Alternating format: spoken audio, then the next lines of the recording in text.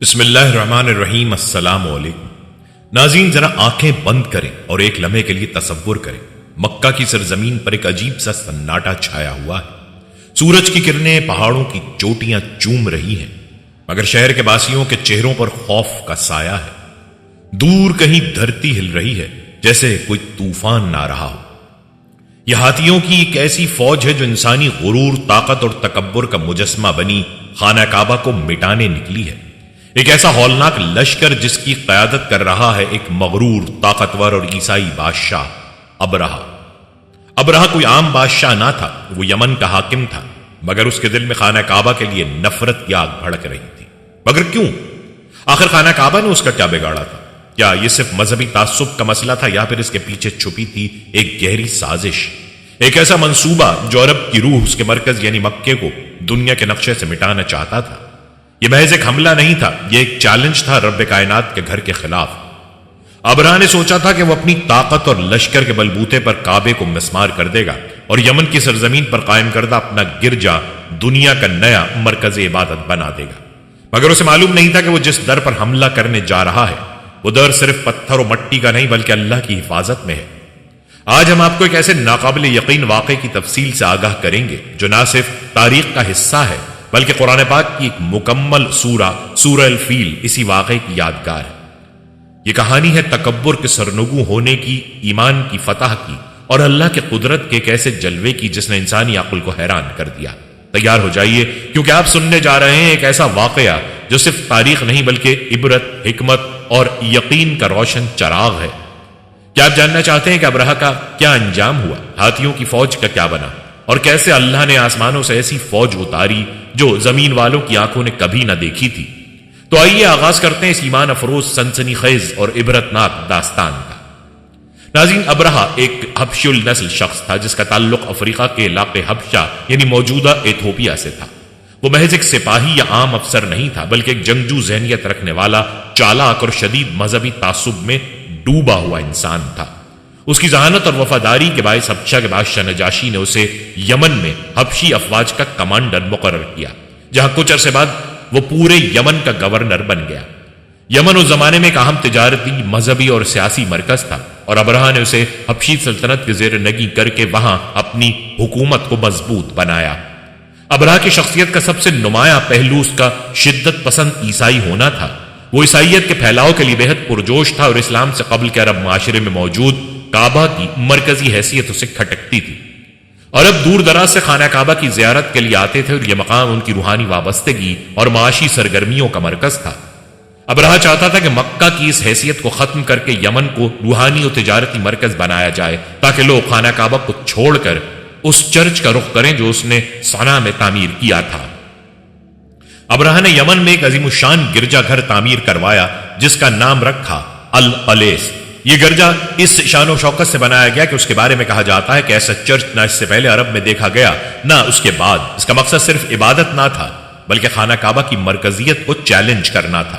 مگر جب عربوں نے اس چرچ کو اہمیت نہ دی بلکہ بعض روایات کے مطابق کسی نے چرچ کو ناپاک بھی کیا تو ابرہہ کا غصہ آسمان کو چھونے لگا۔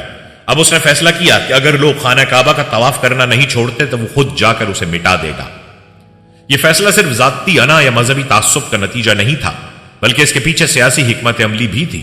وہ جانتا تھا کہ اگر مکہ تباہ ہو جائے تو عربوں کی مذہبی وابستگی کا مرکز ختم ہو جائے گا اور یمن کا چرچ اس خلا کو پر کر کے حبشی تسلط کو مزید مضبوط کر دے گا۔ یوں ابرہہ نے خانہ کعبہ کی طرف اپنے ناپاک عزائم کے ساتھ لشکر کشی کی تیاری شروع کی، ایک ایسا فیصلہ جو اس کی بربادی کا آغاز تھا اور اللہ کے معجزے کا پیش خیمہ بھی۔ ابرہہ کا سب سے بڑا خواب تھا کہ وہ عربوں کے دل سے خانہ کعبہ کی عظمت و حرمت کو مٹا دے اور اس کی جگہ یمن میں بنائے گئے اپنے گرجا گھر القلیس کو پورے عرب کا مرکز عبادت بنا دے۔ اس مقصد کے لیے اس نے صنعا میں ایک عظیم الشان اور شاندار گرجا تعمیر کروایا جو اپنے طرز تعمیر، سجاوٹ اور عظمت میں اس وقت کے عرب معاشرے کے لیے بالکل نیا تجربہ تھا۔ گرجا گھر میں قیمتی پتھر، رنگین شیشے، سونے اور چاندی کی آرائش اور لمبے ستون بنوائے گئے تاکہ ہر دیکھنے والا دنگ رہ جائے۔ ابرہہ کو یقین تھا کہ یہ گرجا خانہ کعبہ کا نیم البدل بنے گا اور لوگ اس کی طرف رخ کریں گے۔ مگر عرب جو خانہ کعبہ کو حضرت ابراہیم علیہ السلام اور حضرت اسماعیل علیہ السلام کی نشانی سمجھتے تھے، ابرہہ کے اس منصوبے کو حقارت سے دیکھنے لگے۔ ان کے دلوں میں کعبے کی ایسی عقیدت اور محبت تھی کہ وہ کسی اور جگہ کو اس کا متبادل ماننے پر تیار نہ تھے۔ عرب قبائل نے نہ صرف القلیس کو مسترد کیا بلکہ ایک غیر معروف شخص نے رات کے اندھیرے میں جا کر گرجا کو ناپاک کر دیا۔ بعض روایات کے مطابق اس نے وہاں گندگی پھیلائی یا دیواروں کو نقصان پہنچایا۔ یہ عمل ابرہہ کے لیے ناقابل برداشت تھا۔ یہ اس کے غرور، اس کے مذہب اور اس کے منصوبے کی توہین تھی۔ ابرہہ کا چہرہ غصے سے سرخ ہو گیا۔ اس نے قسم کھائی کہ وہ اس گستاخی کا بدلہ ضرور لے گا، اور صرف بدلہ ہی نہیں بلکہ اب وہ اس خانہ کعبہ کو جڑ سے مٹا دے گا جس کے باعث عربوں نے اس کے گرجا کو حقیر جانا۔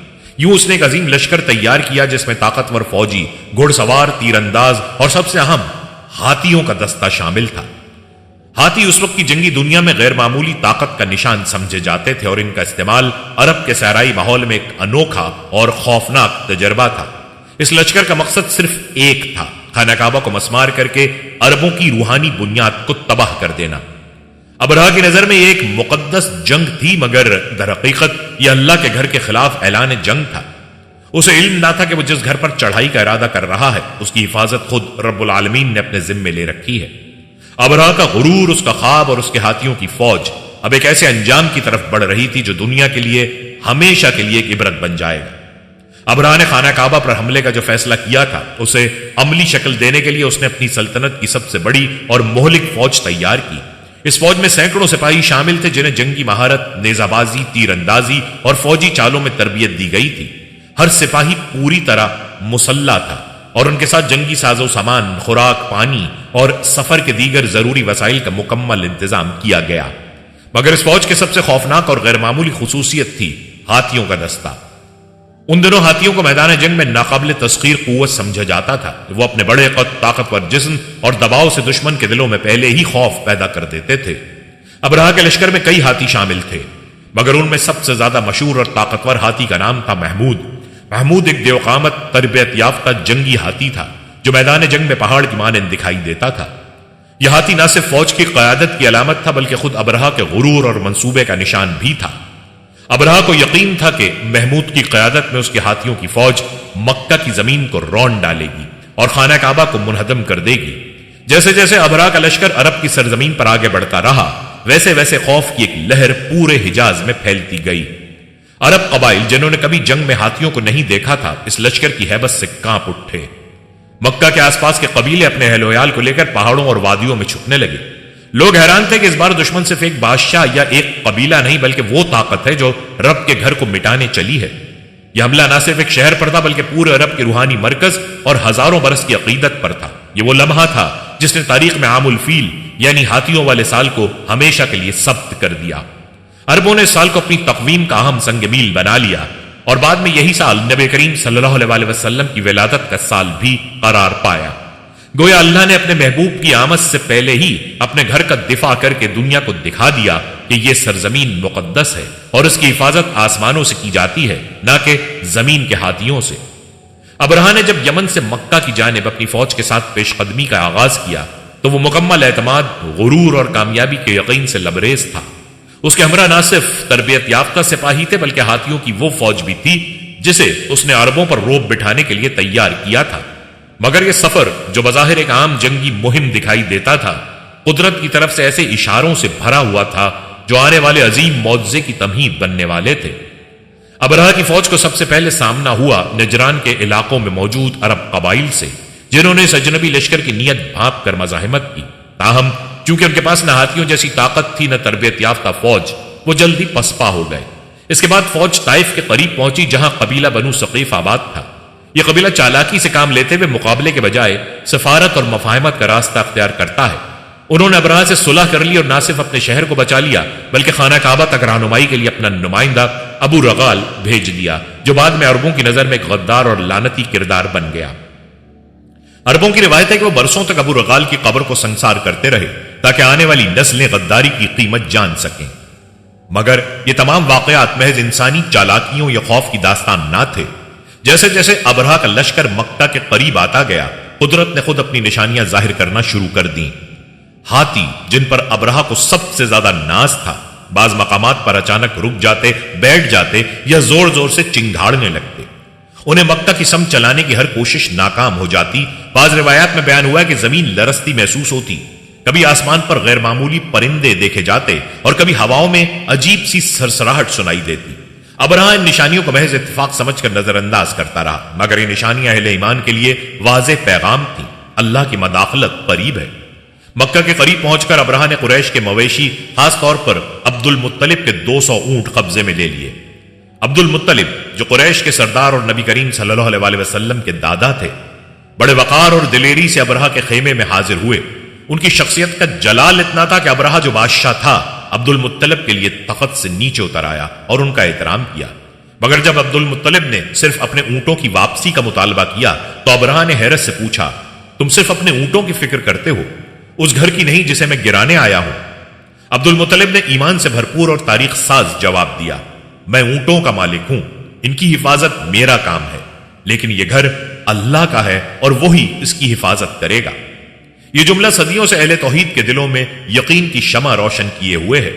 عبد المطلب کا یہ توکل اللہ پر بھروسے کی وہ اعلیٰ ترین مثال تھی جو مشکل ترین گھڑی میں ظاہر ہوئی۔ قریش کے سرداروں نے فیصلہ کیا کہ وہ جنگ نہیں کریں گے، کیونکہ یہ جنگ انسانوں کی نہیں بلکہ اللہ کی طرف سے لڑی جائے گی۔ یوں اہل مکہ نے شہر کو خالی کر دیا، عورتیں، بچے اور بزرگ پہاڑوں کے غاروں میں چھپ گئے اور مرد دعاگو ہو گئے کہ رب کعبہ اپنے گھر کی خود حفاظت فرمائے۔ مکہ کی گلیاں خالی ہو گئیں، کعبے کے گرد خاموشی چھا گئی اور ایسا لگتا تھا جیسے کائنات سانس روکے کسی عظیم فیصلے کی منتظر ہے۔ ابرہہ جو ان سب کو بزدلی اور شکست سمجھ رہا تھا، حقیقت میں اللہ کے عذاب کی تیاریوں کا گواہ بن چکا تھا۔ وہ لمحہ قریب تھا جب آسمان سے ایسی فوج اترنے والی تھی جو نہ نیزوں کی محتاج تھی نہ تلواروں کی۔ اب معاملہ زمین سے اٹھ کر آسمان کے فیصلے میں داخل ہو چکا تھا اور یہ فیصلہ تاریخ کو ہمیشہ کے لیے بدل دینے والا تھا۔ جیسے ہی ابرہہ کی فوج خانہ کعبہ کی سمت بڑھنے لگی، قدرت نے وہ غیر معمولی منظر پیش کیا جو انسانی تاریخ میں ہمیشہ کے لیے ثبت ہو گیا۔ لشکر کے ہاتھیوں میں سب سے بڑا اور مشہور ہاتھی محمود جیسے ہی مکہ کی جانب رخ کرتا وہ بیٹھ جاتا، جلنے سے انکار کر دیتا۔ لشکری اسے ڈنڈوں سے مارتے، نیزے چبھوتے، ہر ممکن کوشش کرتے کہ وہ اٹھ کر آگے بڑھے، مگر وہ نہ اٹھتا۔ اگر رخ یمن یا کسی اور سمت کرتے تو وہ چل پڑتا، مگر جیسے ہی خانہ کعبہ کی طرف کرتے وہ رک جاتا۔ یہ منظر محض ہاتھی کی ضد نہ تھی بلکہ یہ اللہ کا کھلا معجزہ تھا جو ایک حیوان کی زبان سے بھی اپنا پیغام پہنچا رہا تھا۔ اللہ کے گھر کو کوئی ہاتھ نہیں لگا سکتا۔ اسی لمحے آسمان پر کچھ انوکھا ہوا، دور آسمان پر کالے بادلوں جیسے کچھ دکھائی دیا، مگر وہ بادل نہیں تھے، وہ ابابیل تھے، چھوٹے سائز کے پرندے جو عام طور پر بے ضرر سمجھے جاتے ہیں، اللہ کی طرف سے بھیجے گئے آسمانی لشکر کی شکل اختیار کر چکے تھے۔ ان کی پنجوں اور چونچوں میں چھوٹی کنکریاں تھیں، مگر یہ کنکریاں عام پتھر نہیں تھے بلکہ اللہ کے عذاب کا ذریعہ تھے۔ ہر ابابیل نے اپنی چونچ اور دونوں پنجوں میں 3 کنکریاں اٹھا رکھی تھیں اور جیسے ہی وہ ابرہہ کی فوج پر جھپٹے، انہوں نے ان کنکریوں کو آسمان سے برسایا۔ یہ کنکریاں جس سپاہی پر گرتی اس کے جسم میں سوراخ کر دیتی، یہاں تک کہ وہ چیختا ہوا زمین پر گر پڑتا۔ کچھ کے سروں پر گرتی تو کھوپڑی توڑ دیتی، کچھ کے سینے چھید دیتی۔ ہاتھیوں کے جسموں کو بھی ان کنکریوں نے چیر کر رکھ دیا۔ چیخ و پکار، بھاگ دوڑ، خون کی ندیاں اور عبرتناک موت ہر طرف پھیل گئی۔ یہ کوئی عام جنگ نہ تھی بلکہ اللہ کا براہ راست عذاب تھا جو ظالموں پر نازل ہوا۔ ابرہہ کی پوری فوج لمحوں میں فنا ہو گئی۔ کچھ سپاہی جو بھاگنے میں کامیاب ہوئے وہ بھی راستے میں گرتے گئے یا ان کے جسم سڑنے لگے۔ خود ابرہہ بھی اس ہلاکت خیز طوفان سے نہ بچ سکا۔ اس کے جسم پر زخم نمودار ہونے لگے، گوشت جھڑنے لگا اور بیماری نے اس کے جسم کو کھا لیا۔ وہ ذلت اور شکست کی حالت میں یمن کی طرف لوٹا، مگر منزل تک پہنچنے سے پہلے ہی عبرتناک موت کا شکار ہو گیا۔ ابرہہ کا انجام نہایت عبرتناک اور اللہ تعالیٰ کی قدرت کا کھلا ثبوت تھا۔ روایتوں کے مطابق جیسے جیسے وہ شکست خوردہ حالت میں یمن کی طرف واپس لوٹا، اس کا جسم گلنا سڑنا شروع ہو گیا۔ اس کے گوشت پر کھال باقی نہ رہی، بدن سے خون اور پیپ بہنے لگا اور اس کی ہڈیاں ظاہر ہونے لگیں۔ اس کے جسم کے ٹکڑے ٹکڑے ہوتے گئے حتیٰ کہ وہ جانوروں جیسی حالت میں مبتلا ہو گیا۔ یہ کوئی معمولی بیماری نہ تھی بلکہ اللہ کا غضب اس پر یوں ظاہر ہوا کہ وہ نہ زندوں میں رہا نہ مردوں میں۔ اس کی بادشاہت، فخر، غرور سب خاک میں مل گیا اور آخرکار وہ ذلت اور بیماری کی حالت میں مر گیا۔ ایک ایسی موت جو رہتی دنیا تک اس بات کی مثال بن گئی کہ جو شخص اللہ کے گھر کی حرمت کو چیلنج کرتا ہے وہ زمین پر ذلیل اور آخرت میں بھی رسوا ہوتا ہے۔ ابرہہ کا انجام صرف ایک انسان کی ہلاکت نہیں تھی بلکہ وہ اعلان تھا کہ اللہ تعالیٰ اپنے گھر کی حفاظت خود فرماتا ہے اور اس کی غیرت کے سامنے دنیا کی کوئی طاقت ٹھہر نہیں سکتی۔ ناظرین، یہ وہ لمحہ تھا جب اللہ تعالیٰ نے پوری دنیا کو دکھا دیا کہ خانہ کعبہ صرف پتھروں کی عمارت نہیں بلکہ اس کا رب خود اس کی حفاظت کرنے والا ہے۔ یہ واقعہ نہ صرف مکہ کی حرمت کا اعلان تھا بلکہ یہ پیغام بھی تھا کہ زمین پر اگر کوئی طاقت اللہ کے گھر کو میلی آنکھ سے دیکھے گی تو اس کا انجام بھی ایسا ہی عبرتناک ہوگا۔ یہی سال بعد میں عالم الفیل کہلایا، اور اسی سال نبی کریم حضرت محمد مصطفیٰ صلی اللہ علیہ وسلم کی ولادت ہوئی، ایک ایسا مبارک آغاز جس نے دنیا کی تاریکی کو نور میں بدل دیا۔ ناظرین، اللہ تعالیٰ نے اس عظیم اور عبرتناک واقعے کو محض تاریخ کا ایک باب نہیں بنایا بلکہ اسے قیامت تک کے لیے قرآن مجید میں محفوظ فرما دیا۔ سورہ الفیل کی شکل میں جو آخری پارے کا درخشاں گوہر ہے، یہ 5 مختصر مگر پرمعنی آیات در حقیقت صرف الفاظ نہیں بلکہ ایک مکمل منظر نامہ ہے، ایک ایسا منظر جس میں اللہ کی قدرت کا وہ جلوہ نظر آتا ہے جو دنیا کے سب سے بڑے لشکر کو مٹی میں ملا دیتا ہے۔ ترجمہ: کیا تم نے نہیں دیکھا کہ تمہارے رب نے ہاتھی والوں کے ساتھ کیا کیا؟ کیا اس نے ان کی چال کو ناکام نہیں کر دیا اور ان پر پرندوں کے جھنڈ بھیج دیے جو ان پر پکی ہوئی مٹی کے پتھر پھینک رہے تھے؟ بس انہیں ایسا کر دیا جیسے کھایا ہوا بھوسا۔ یہ آیات محض ایک داستان نہیں سناتی بلکہ ایک ناقابل فراموش منظر پیش کرتی ہیں۔ تصور کریں، آسمان پر چھوٹے چھوٹے پرندوں کے غول افق پر نمودار ہوتے ہیں، ان کے پنجوں میں سجی چھوٹی کنکریاں جو جہنم کی آگ کی مانند تھیں، اور جب وہ کنکریاں دشمنوں پر گرتی ہیں تو ذرہ بر اندام لشکر لبوں میں راک میں بدل جاتا ہے، بڑے بڑے ہاتھی زمیں بوس ہو جاتے ہیں اور عظیم جرنیلوں کے جسم بکھر جاتے ہیں۔ اللہ کے حکم سے ایسے پرندے جنہیں کوئی لشکر نہ سمجھتا تھا آسمانی لشکر بن کر اترتے ہیں اور زمین پر عدل الہی کا پرچم بلند کرتے ہیں۔ دشمنوں کی ساری چالیں، سازشیں اور منصوبے اللہ کی قدرت کے سامنے ایسے بکھر گئے جیسے کچے دھاگے۔ وہ کمزور نظر آنے والے پرندے در حقیقت اللہ کا وہ لشکر تھے جنہوں نے تاریخ کا دھارا پلٹ دیا۔ وہ کنکریاں جو بظاہر بے وزن تھیں مگر جب گرتی تھیں تو جسموں کو چیر کر رکھ دیتی تھیں۔ آخرکار وہ فوج ایسے ہو گئی جیسے کھایا ہوا بھوسا، بیکار، بے جان اور بے وقت۔ یہ آیات ہمیں سکھاتی ہیں کہ اللہ تعالیٰ کی مرضی کے بغیر نہ کوئی طاقتور رہ سکتا ہے اور نہ ہی کوئی کمزور رہتا ہے۔ یہ صورت ہمیں ایک بنیادی سبق دیتی ہے۔ جب بندے اللہ پر توکل کرتے ہیں اور اپنے ایمان کو مضبوط رکھتے ہیں تو قدرت ان کی مدد کے لیے وہ ذرائع بھیجتی ہے جو عقل و فہم کی حدود سے باہر ہوتے ہیں، اور جب ظالم اپنی حد سے تجاوز کرتے ہیں، جب غرور و تکبر اللہ کے گھر پر ہاتھ اٹھانے لگتا ہے تو پھر آسمان سے اللہ کا غضب نازل ہوتا ہے، ایسا قہر جو زمین کی تقدیر بدل دیتا ہے۔ سورہ فیل نہ صرف ایک تاریخی واقعہ ہے بلکہ ایمان، توکل اور نصرت الہی کا زندہ مظہر ہے۔ یہ ایک اعلان ہے کہ خانہ کعبہ کی حرمت ابدی ہے، اس کی حفاظت انسانوں کے ہاتھوں میں نہیں بلکہ رب العالمین کے حکم سے ہوتی ہے، اور جب اللہ کہتا ہے بس تو دنیا کی کوئی طاقت، کوئی فوج اور کوئی بادشاہ اس کے فیصلے کو بدل نہیں سکتا۔ ناظرین، ابرہہ کی شکست اور اس کی فوج کی عبرتناک تباہی کا واقعہ عرب تاریخ میں ایک زبردست موڑ ثابت ہوا۔ اس واقعے نے نہ صرف خانہ کعبہ کی حرمت کو اثر نو قائم کیا بلکہ عربوں کے دلوں میں اس کے تقدس کو مزید راسخ کر دیا۔ اب عرب قبائل کو یقین ہو گیا تھا کہ خانہ کعبہ کوئی عام عبادت گاہ نہیں بلکہ اللہ رب العزت کا محفوظ کردہ گھر ہے جس کی حفاظت خود خالق کائنات کرتا ہے۔ ابرہہ جیسا طاقتور بادشاہ جو ہزاروں سپاہیوں اور ہاتھیوں کے ساتھ مکہ کو روندنے آیا تھا، جب زمین پر ریزہ ریزہ کر دیا گیا تو یہ عرب معاشرے کے لیے نہایت بڑی نشانی تھی۔ یہ واقعہ خانہ کعبہ کے مقام کو پورے عرب میں بے مثال بنا گیا اور لوگ اسے روحانی مرکز ماننے لگے۔ اسی سال یعنی عام الفیل کے سال ہی اللہ تعالیٰ نے وہ مبارک لمحہ ظاہر فرمایا جس کا انتظار صدیوں سے انبیاء اور اولیاء کرتے آ رہے تھے، رحمت للعالمین حضرت محمد مصطفیٰ صلی اللہ علیہ وسلم کی ولادت۔ گویا اللہ نے اپنے محبوب کے دنیا میں آنے سے پہلے اس کے گھر کو ہر فانی طاقت سے پاک کر کے اپنی قدرت کا اعلان کر دیا۔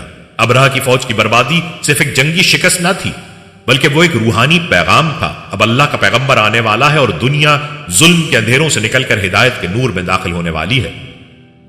حضرت عبد المطلب جو اس وقت قریش کے سردار تھے اور نبی کریم صلی اللہ علیہ وسلم کے دادا، وہ خود اس واقعے کے چشمدید گواہ تھے۔ ان کی آنکھوں نے اللہ کے عذاب کو نازل ہوتے دیکھا اور انہی آنکھوں نے چند ہی مہینوں بعد اللہ کے آخری نبی کی پیدائش کا منظر بھی دیکھا۔ اس ربط نے اہل مکہ اور خصوصاً خاندان عبد المطلب کے دلوں میں نبی آخر الزماں کی آمد کے لیے خصوصی مقام پیدا کر دیا۔ بعد کے سالوں میں جب نبی اکرم نے نبوت کا اعلان فرمایا تو بہت سے لوگ سورہ فیل اور عام الفیل کے واقعے کو یاد کر کے اس حقیقت کو تسلیم کر گئے کہ جس ہستی کی ولادت سے ایسے معجزاتی سال میں ہوئی وہ یقیناً کسی خاص مقصد کے لیے دنیا میں بھیجے گئے ہیں۔ یوں یہ واقعہ صرف ماضی کا ایک عظیم معجزہ نہیں رہا بلکہ اسلام کے آغاز کی تمہید بھی بن گیا۔ اللہ تعالیٰ نے دنیا کو دکھا دیا کہ اب ظلم، جبر اور شرک کی طاقتیں ختم ہونے والی ہیں اور حق، توحید اور عدل کا پرچم بلند ہونے والا ہے، اور یہی وہ نقطہ آغاز تھا جس نے نبی اکرم صلی اللہ علیہ وسلم کی آمد کے ساتھ پوری انسانیت کو ایک نئی زندگی، ایک نیا پیغام اور ابدی ہدایت عطا کی۔ ناظرین، یہ تھا خانہ کعبہ پر ہونے والے پہلے حملے کا احوال۔ اب بات کریں گے مسجد الحرام کی شان و فضیلت کی، تاکہ لوگوں کو اندازہ ہو سکے کہ اس طرح کی مقدس جگہوں کی حرمت کا کیا مقام ہے۔ ناظرین، مکہ مکرمہ روئے زمین کا بہترین مقام اور دنیا کا مقدس اور معزز ترین شہر ہے۔ اللہ تعالیٰ نے اس کو وحی اترنے کے مقام اور مسلمانوں کے قبلے کے طور پر چنا اور یہاں اپنی عبادت کے واسطے کئی مناسک رکھ دیے۔ مکہ مکرمہ کی تاسیس کی تاریخ ہمیں حضرت اسماعیل علیہ السلام کی پیدائش سے بھی پہلے ملتی ہے۔ بعد ازاں انہوں نے اپنے والد حضرت ابراہیم علیہ السلام کے ساتھ مل کر بیت اللہ کی بنیادیں اونچی کی۔ ابتدا میں مکہ مکرمہ ایک چھوٹا سا قصبہ تھا جہاں بنی آدم آباد ہوئے۔ حضرت نوح علیہ السلام کے زمانے میں آنے والے طوفان نے اسے تباہ کر دیا۔ اس کے بعد علاقے نے ایک خشک وادی کی صورت اختیار کر لی جو ہر طرف سے پہاڑوں میں گھری تھی۔ مکہ میں زمزم کا کنواں پھوٹنے اور بیت اللہ کی بنیادیں بلند کیے جانے کے بعد لوگوں نے یہاں آ کر بسنا شروع کر دیا۔ اس دوران قبیلہ جرہم کی ایک جماعت نے اس کی نگرانی سنبھال لی۔ مکہ مکرمہ میں کئی مقدس اسلامی مقامات ہیں جن میں نمایاں ترین مسجد حرام ہے۔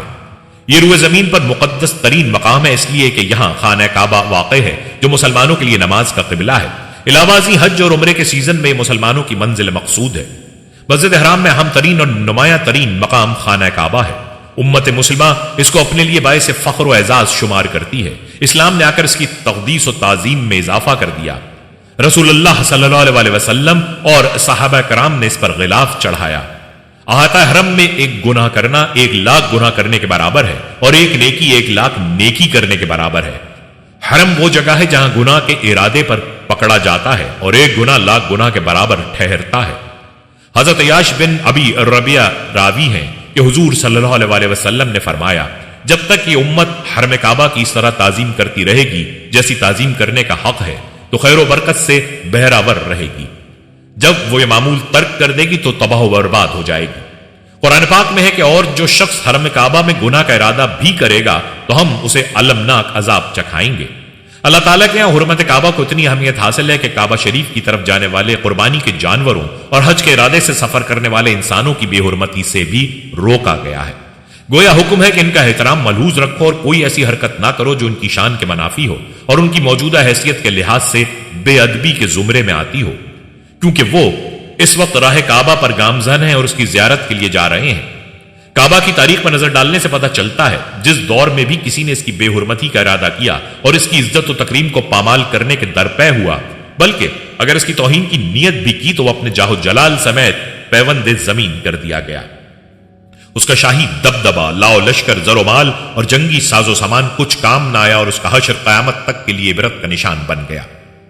حضور صلی اللہ علیہ وسلم کی تشریف آوری سے تقریباً 1000 سال پہلے کی بات ہے۔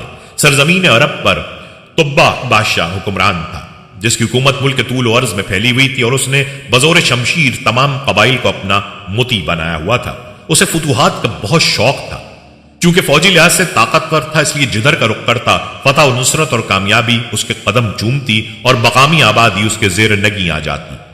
کعبہ معظمہ انوار الہیہ کے نزول کی مرکزی جگہ ہے، اس لیے عالم اسلام کے تمام مسلمانوں کے لیے قابل احترام ہے۔ یہی وجہ ہے کہ مسلمان خواہ زمین کے کسی بھی خطے سے تعلق رکھتے ہوں وہ اپنی حیثیت اور سمجھ کے مطابق اس کا ضرور احترام کرتے ہیں، اس کی طرف پاؤں نہیں پھیلاتے، ادھر منہ کر کے نہیں تھوکتے اور پیشاب وغیرہ کرتے وقت اپنا رخ پھیر لیتے ہیں اور اس حالت میں اس کی طرف پش بھی نہیں کرتے۔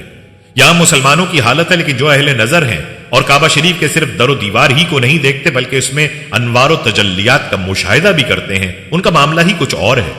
وہ اس انداز سے احترام کرتے ہیں اور ایسے آداب و ضوابط ملحوظ رکھتے ہیں جو عوام کی سمجھ سے بھی بالا تر ہوتے ہیں اور ان کا ذہن ان آداب کی پابندی کی طرف نہیں جاتا۔ یہی وجہ ہے کہ صحابہ کرام حج کرنے کے فوراً اپنے شہروں کی طرف واپس چلے جاتے تھے تاکہ کوئی ایسی غلطی سرزد نہ ہو جائے جو حرمت کعبہ کے منافی ہو۔ حضرت ابن عباس فرمایا کرتے تھے، مکہ مکرمہ کے علاوہ کسی مقام پر مجھ سے 70 غلطیاں سرزد ہو جائیں میں یہ تو گوارا کر سکتا ہوں، لیکن یہ گوارا نہیں کرتا کہ مکہ مکرمہ میں ایک غلطی بھی سرزد ہو، اس لیے آپ طائف میں رہتے تھے۔ اسی طرح حضرت عمر فاروق کے دور میں جب لوگ حج سے فارغ ہو جاتے تو حضرت عمر فاروق سرکاری حکم جاری فرما دیتے تھے، اے اہل یمن تم یمن چلے جاؤ، اے اہل شام تم شام چلے جاؤ، اے اہل عراق تم عراق چلے جاؤ۔ اب مکہ مکرمہ میں زیادہ دیر ٹھہرنے کی کوشش نہ کرو، ایسا نہ ہو کہ زیادہ قیام سے ادب کے تقاضے پورے کرنے میں سستی ہو جائے۔ اس لیے قیام سے بہتر یہی ہے کہ اپنے وطن کی طرف لوٹ جاؤ تاکہ کعبہ کی حرمت و محبت دلوں میں برقرار رہے۔ اپنے وطن میں رہ کر جسمانی طور پر کعبہ سے دور ہوتے ہوئے بھی محبت و عقیدت کی بنیاد پر روحانی طور پر کعبہ سے قریب رہنا اس قرب سے بہتر ہے جس میں انسانی جسمانی طور پر کعبہ کے پاس ہو مگر ذہنی طور پر اس سے دور ہو۔ اس کیفیت سے کعبہ شریف کی بے حرمتی ہوتی ہے جس کی وہ بارگاہ خداوندی میں شکایت بھی کرتا ہے اور اہل مشاہدہ وہ شکایت سن بھی لیتے ہیں۔ ناظرین، یہ تھا صحابہ کرام کا احترام کعبہ، جبکہ اگر آج کے مسلمانوں کے حالات دیکھیں تو انسان شرم سے سر جھکا لیتا ہے۔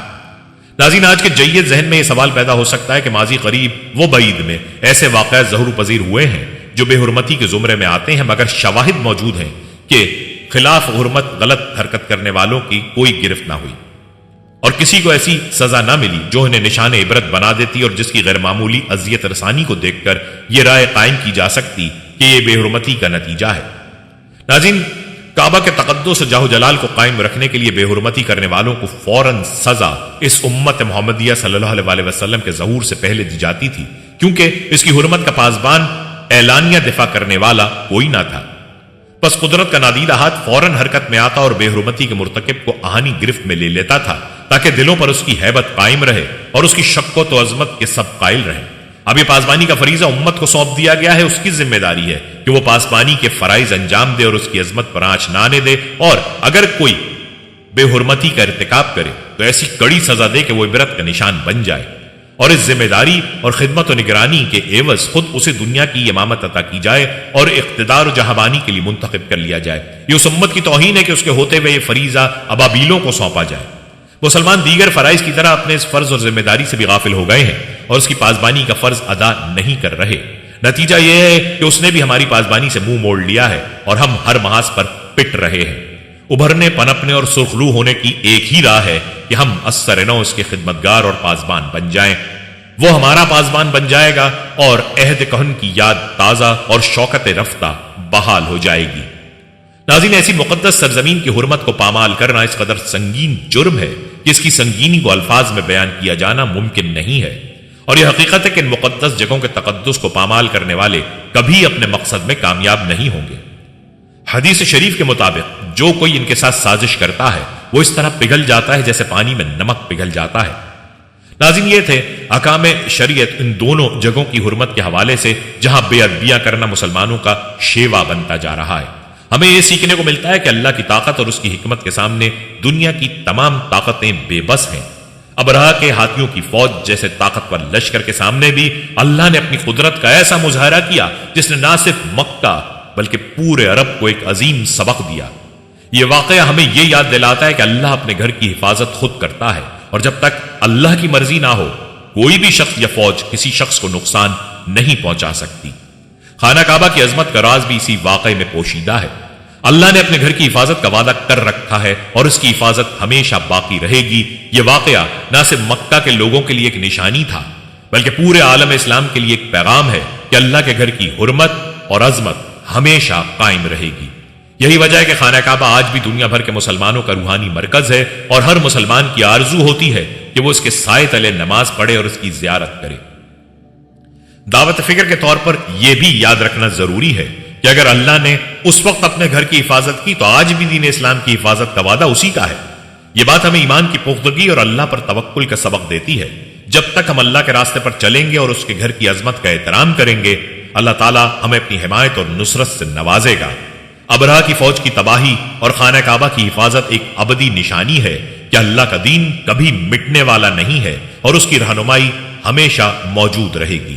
اللہ پاک ہم سب کو ان مقدس مقامات کی با ادب حاضری نصیب فرمائے، آمین یا رب العالمین۔ ناظرین، یہ تھی ہماری آج کی ویڈیو۔ ہم امید کرتے ہیں کہ آپ کو ہماری آج کی یہ ویڈیو ضرور پسند آئی ہوگی۔ اگر آپ کو ہماری آج کی ویڈیو پسند آئی ہے تو آپ سے گزارش کرتے ہیں کہ آپ ہمارے چینل کو ضرور سبسکرائب کر لیں اور ساتھ ہی لگے بیل کے بٹن کو بھی پریس کر لیں تاکہ آپ کے پاس ہماری آنے والی مزید معلوماتی ویڈیوز کا نوٹیفیکیشن پر وقت ملتا رہے۔